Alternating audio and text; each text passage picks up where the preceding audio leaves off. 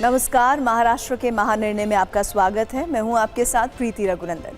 महाराष्ट्र में पुण्य श्लोक अहिल्या देवी होलकर किसान कर्ज माफी योजना 2026 का कार्यान्वयन ऑनलाइन माध्यम से तेजी से किया जा रहा है।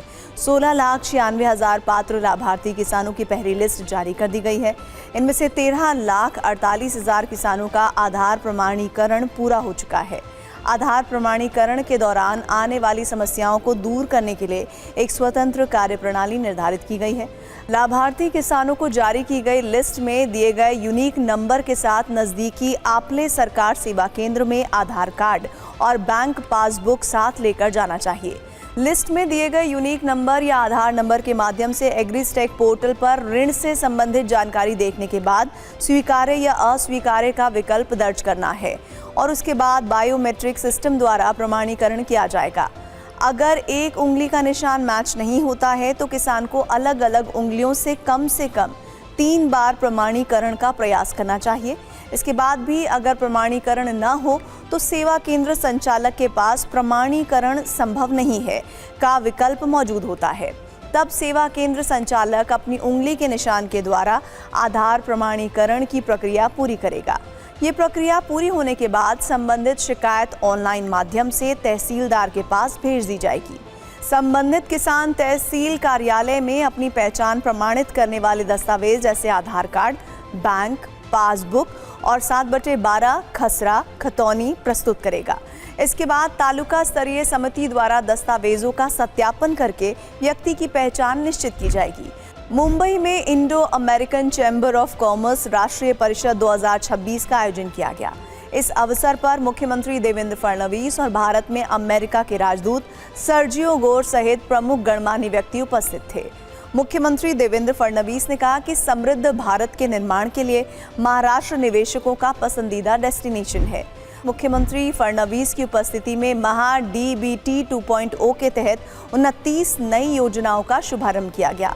इसमें अन्य पिछड़ा वर्ग विभाग के साथ साथ उच्च और तकनीकी शिक्षा विभाग की योजनाएं शामिल हैं। महा डीबीटी पोर्टल पर उपलब्ध योजनाओं की संख्या अब बढ़कर 105 हो गई है। सरकार का प्रयास है कि शासन की शेष सभी योजनाओं को भी चरणबद्ध तरीके से इसी एक मंच पर लाया जाए। महाराष्ट्र के मुख्यमंत्री देवेंद्र फडणवीस ने कहा कि नशे के दलदल में फंसे युवाओं को सहानुभूति के साथ बाहर निकालने की जरूरत है। मुख्यमंत्री के वर्षा आवास पर नशा मुक्त महाराष्ट्र नीति के प्रस्तुतिकरण को लेकर एक बैठक का आयोजन किया गया। इसमें मुख्यमंत्री ने कहा कि नशा मुक्त महाराष्ट्र के लिए सरकारी तंत्र का दृष्टिकोण महत्वपूर्ण होगा। सिंधु दुर्ग के शिरोडा में ताज होटल के लिए एक त्रिपक्षीय समझौते पर हस्ताक्षर किए गए। ये समझौता मुख्यमंत्री देवेंद्र फडणवीस, दोनों उप मुख्यमंत्रियों और अन्य प्रमुख मंत्रियों की उपस्थिति में मंत्रालय के कैबिनेट हॉल में संपन्न हुआ। इस समझौते में स्थानीय समुदाय के हितों का विशेष ध्यान रखा गया है।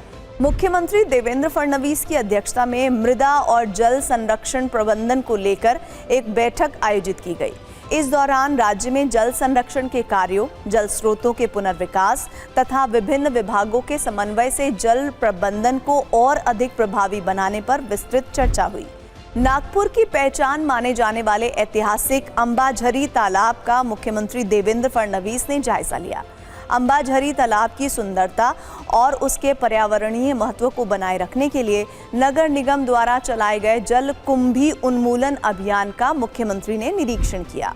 महाराष्ट्र के उप मुख्यमंत्री एकनाथ शिंदे ने बुल्ढाणा के सिंदखेड राजा शहर स्थित राजमाता जिजाऊ के स्मारक के लिए नगर विकास विभाग की विशिष्ट योजना के तहत 50 करोड़ रुपए का फंड देने का निर्णय लिया है। शिंदे ने राजमाता जिजाऊ के स्मारक के काम को गति देने के निर्देश भी दिए हैं। इस 50 करोड़ रुपए के फंड से जिजाऊ मान साहब के स्मारक के साथ साथ इस क्षेत्र की सड़कों और आसपास की अन्य सुविधाओं का विकास किया जाएगा। बीड के परली वैजनाथ में 634 करोड़ रुपए की लागत से बनने वाले पशु चिकित्सा एवं पशु विज्ञान महाविद्यालय का शिलान्यास और भूमि पूजन समारोह उप मुख्यमंत्री सुनेत्रा पवार के कर कमलों द्वारा संपन्न हुआ। इस परियोजना से मराठवाड़ा के छात्रों को उच्च स्तरीय पशु चिकित्सा शिक्षा मिलने के साथ साथ स्थानीय किसानों की समृद्धि को भी एक नई दिशा मिलेगी।